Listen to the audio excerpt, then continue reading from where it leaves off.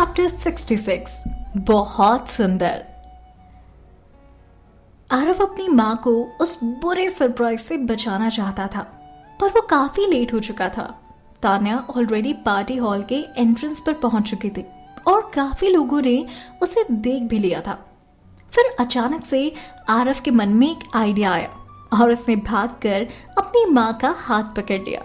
उसके नन्हे हाथों के छुअन से तान्या को एक प्यारा सा एहसास हुआ और फिर एक जैसी दिखने वाली आंखें आपस में मिली। ये वो पल था जब दोनों 3 साल से अलग होने के बाद पहली बार मिल रहे थे। आरव को भी वो पल याद था जब उसने अपनी माँ को पहली बार देखा था।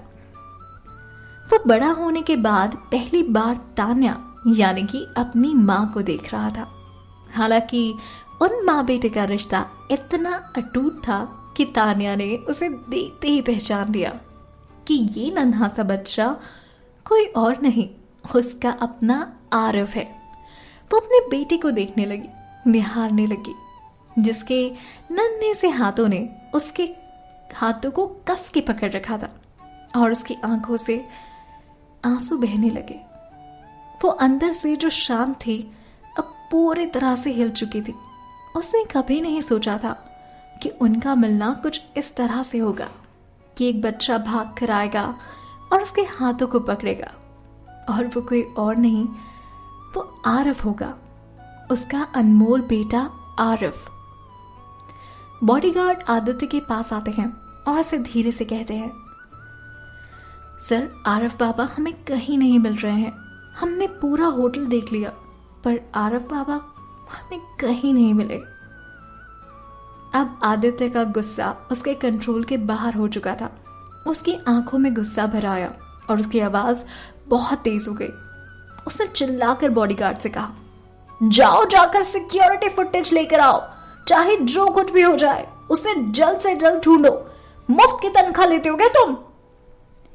इतनी डांट सुनकर बॉडीगार्ड सर झुकाकर कहते हैं, ठीक है सर, और वहां से चले जाते हैं। आदित्य की माँ को बहुत टेंशन हो रही थी और अब वो चिंता के कारण रो रही थी। उन्होंने कहा, आरव अचानक कहाँ चला गया? उसके साथ कहीं कुछ गलत तो नहीं हो गया? अनु झूठी चिंता दिखाते हुए उन्हें संभालने लगी, कहते हुए, आंटी आप बिल्कुल चिंता मत करो, आई एम श्योर आरव यहीं कहीं होगा और बिल्कुल ठीक होगा। अपनी शरारत करते हुए यहीं कहीं छुपा हुआ होगा या घूम रहा होगा। मुझे पूरा यकीन है वो जल्द ही हमारे सामने आ जाएगा। आप चिंता मत करो आंटी। सभी आरव को लेकर बहुत परेशान थे। अगर उसकी इस हरकत के पीछे उसकी कोई शरारत हुई ना तो बताती हूं मैं उसको, मिल जाए एक बार, सबक सिखाती हूँ उसे। आदित्य की माँ की ये बात सुनकर आदित्य के पिता ने कहा, चलो इसके लिए पहले उसे ढूंढ लेते हैं। एक बात तो फैक्ट थी, अगर इस हरकत के पीछे उसकी छिपी हुई शरारत थी तो बाद में इसका अंजाम उसके लिए अच्छा नहीं होने वाला था, क्योंकि पार्टी में सब उसे ढूंढते हुए काफी परेशान हो चुके थे। लेकिन सबसे ज्यादा चिंता और परेशानी आदित्य को थी। आरव उसका इकलौता बेटा था और वो उसे कुछ भी होने नहीं देना चाहता था। उसका दिल बैठा जा रहा था और जब वो फिर से आरव को ढूंढने के लिए गया तभी बॉडीगार्ड्स की एक्साइटिंग चिल्लाने की आवाज आई, मिल गए, हमें आरव बाबा मिल गए। आदित्य आवाज आने की डायरेक्शन में आगे बढ़ा और बढ़ते हुए देखने लगा। तब उसे सिर्फ आरव ही नहीं बल्कि तान्या भी उसके साथ दिखाई दी। वो बेहद खूबसूरत लग रही थी उस रेड गाउन में। आप कह सकते हैं ये थी पूरी बदली हुई तान्या। सभी की आंखों में तान्या की खूबसूरती दिख रही थी। उसकी बेहद खूबसूरती को देखकर सब हैरान हो रहे थे। ऐसा लग रहा था मानो जैसे उसकी खूबसूरती की तरफ सभी लोग अट्रैक्ट हो रहे थे। वो लोग उसके इम्प्रेसिव अंदाज से अट्रैक्ट हो रहे थे। उसकी हर एक चाल ये बता रही थी मानो जैसे कोई क्वीन पार्टी में आ रही हो। तान्या को उस पर टिकी आंखों से कोई फर्क नहीं पड़ रहा था। वो उन लोगों की किसी भी चीज की तरह से ना तो अट्रैक्टेड थी, ना ही उन्हें अटेंशन दे रही थी।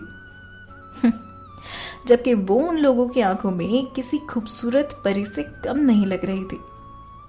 वहां जो उसे देखकर एकदम आंधी सी आ गई थी, वो थे वहां पर पार्टी में मौजूद सभी लोग। जो कोई भी देखता उसकी निगाहें पलटकर तान्या पर टिक सी जाती। और वहां जो उसे देखकर एकदम अंधी सी हो गई थी, वो थी अनु। वो एकदम हैरान हो गई थी, मानो जैसे उसे 440 वोट का झटका लगा। बिना पलक झपकाए वो सिर्फ तान्या को ही देखी जा रही थी। उसे ऐसा लग रहा था मानो जैसे वो कोई बुरा सपना देख रही हो। उसने अपनी आंखें मसलते हुए अपने आप से सवाल पूछा, क्या ये तान्या है?